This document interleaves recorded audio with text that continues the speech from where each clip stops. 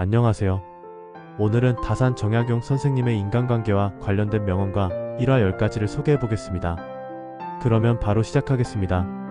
하나. 우리 모두가 각자 전장에서 힘들게 싸우고 있습니다. 정약용이 유배지 강진에 도착했을 무렵 그의 삶은 고난의 연속이었습니다.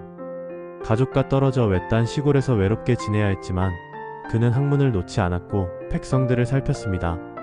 어느 날 쌀을 얻으러 온 농부가 그에게 투덜거렸습니다.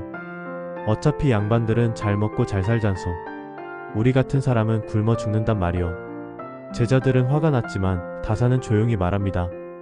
그대는 오늘 삶이라는 전장을 다녀온 얼굴이 구려. 그 말에 농부는 아무 대꾸도 하지 못한 채 돌아갔습니다. 며칠 후 그는 다시 다산을 찾아와 고개를 숙였습니다. 그날 제 말이 심했습니다. 너무 배가 고파서 세상이 미웠습니다. 다산은 따뜻하게 웃으며 말했습니다. 허기를 이기기 힘든 날이 있죠. 하지만 사람의 말은 그날의 마음보다 오래 남는 법이요.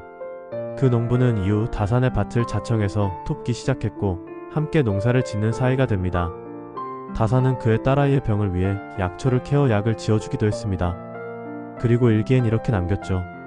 때론 고단함이 무례로 바뀐다. 그 속을 들여다보아야 사람이 보인다. 이 이야기는 우리에게 한 가지를 말합니다. 타인의 무례 뒤에 숨겨진 전장의 풍경을 볼 수 있는 눈, 그것이 진정한 인간됨입니다. 둘. 우리는 살아가면서 수없이 많은 용서를 받았습니다. 형 정약전이 흑산도에서 백성과 다투었다는 소문이 돌자 다산은 형을 탓하지 않았습니다. 그 대신 붓을 들어 편지를 씁니다. 형님, 우리가 살아오며 받은 용서가 몇 번입니까? 부모님께, 스승께, 친구에게, 때로는 이름도 모르는 이들에게서요. 형님께서 겪는 분노와 고립을 이해합니다.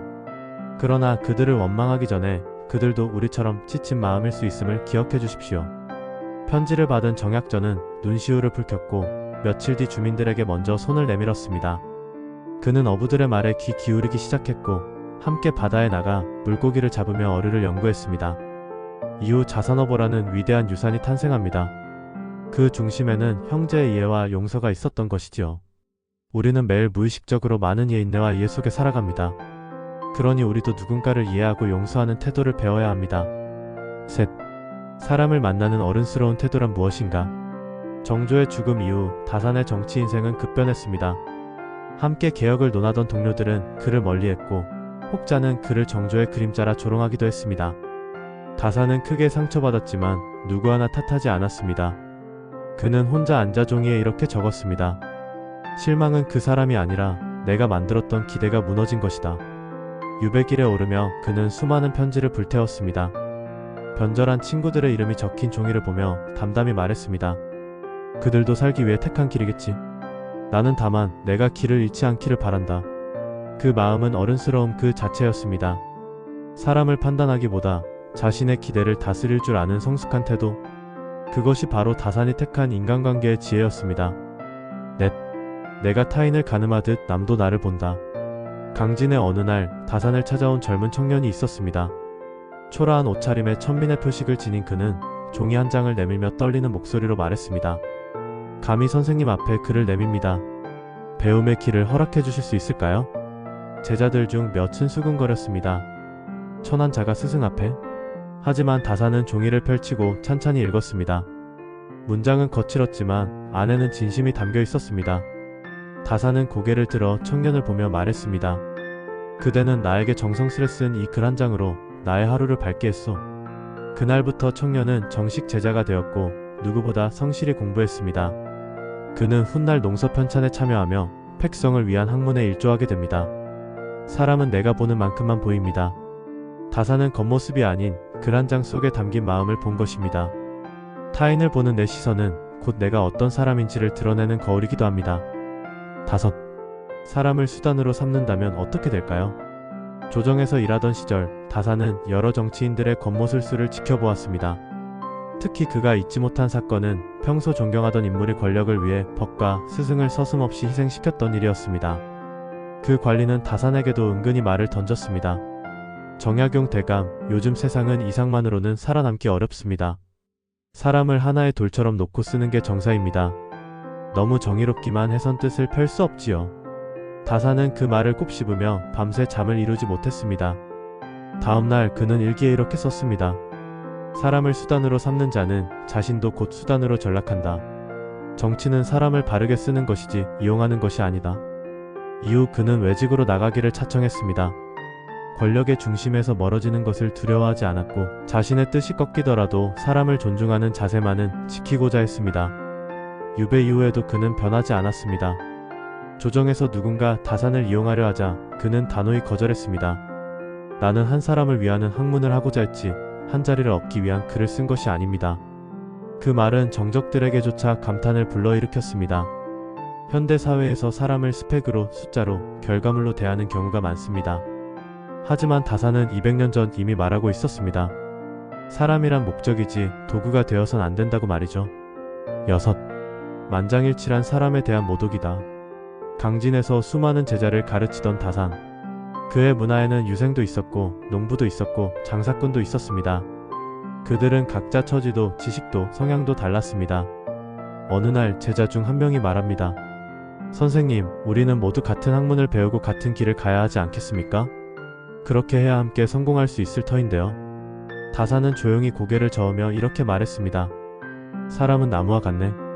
어떤 이는 뿌리가 깊어 느리지만 오래가고 어떤 이는 햇볕을 잘 받아 금세 성장하지.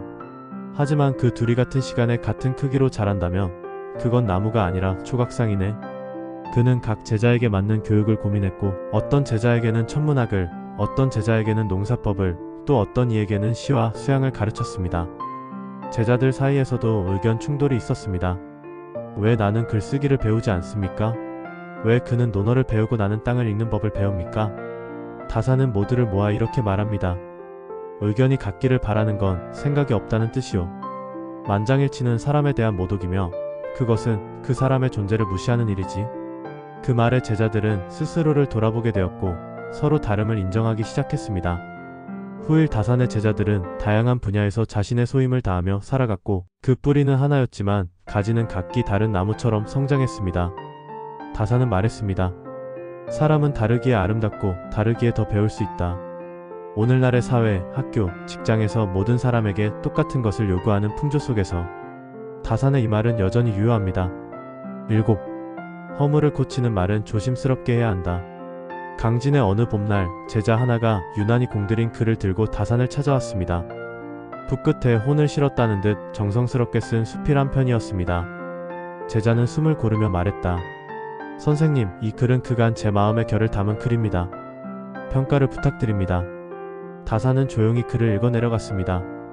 문장은 화려했고 겉보기에 훌륭해 보였지만 논리는 부족했고 중심이 흔들리고 있었습니다. 그러나 그는 제자를 마주보고 이렇게 말합니다. 이 글은 불꽃처럼 화려하지만 아직 촛불처럼 흔들리는군요. 하지만 나는 그대의 마음에서 꺼지지 않는 불씨를 보았소. 그 뒤 다산은 붓을 들어 직접 한 줄 한 줄 함께 고쳐 나갔습니다. 문장을 짧게 다듬고 의미를 분명히 하고 글 속 중심을 함께 찾았습니다. 그 모습은 가르침이 아니라 동행이었습니다. 며칠 뒤 제자는 다시 글을 들고 찾아왔고 이번엔 다산이 고개를 끄덕였습니다. 좋소. 이젠 글의 말이 있고 말에 사람의 마음이 담겼소. 그리고 제자의 어깨를 두드리며 말합니다. 허물을 지적할 땐 마치 내 허물을 드러내듯이 조심해야 하오. 그래야 상대 마음의 문이 열리는 법이오. 이 일화는 오늘날 인간관계 속에서의 지적이 얼마나 섬세해야 하는지를 말해줍니다. 다산은 상대의 자존심을 꺾지 않고 오히려 키워주는 방식으로 훈계했습니다. 8. 가까운 사이일수록 예를 갖춰라. 다산은 유배지에서도 가족과 편지를 주고받았습니다. 그는 아들에게조차 경어를 사용하며 자네라 불렀고 존칭을 결코 놓지 않았습니다. 어느 날 아들이 물었습니다. 아버지, 저에게 왜 늘 존댓말을 쓰십니까?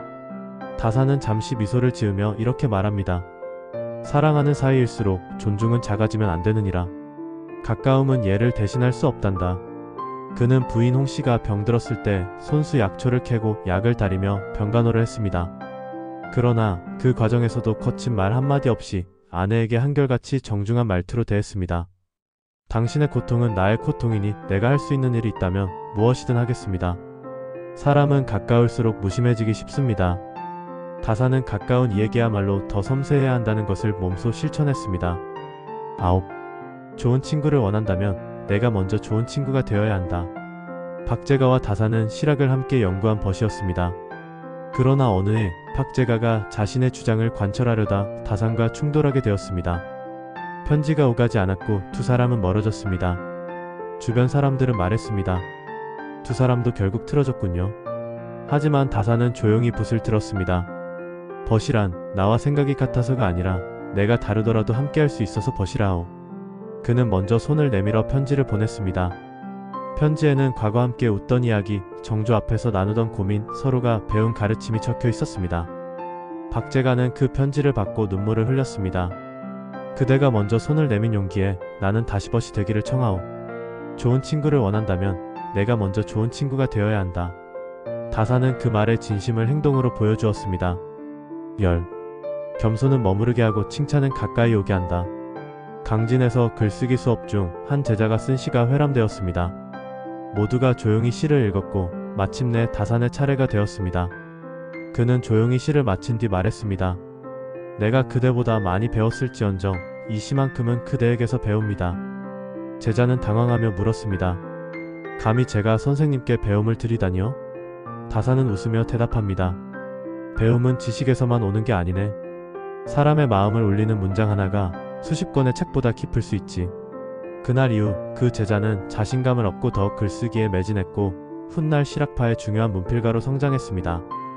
다산은 겸손함으로 사람을 머무르게 하고 칭찬으로 사람을 끌어안았습니다. 그의 입에서 나오는 한마디는 권위가 아니라 온기였습니다. 마무리를 지어보겠습니다. 정약용 선생님의 말씀은 단지 조선시대 유학자가 남긴 글이 아닙니다. 그것은 오늘을 살아가는 우리가 사람을 어떻게 대할 것인가에 대한 오래된 지혜이자 따뜻한 안내문입니다.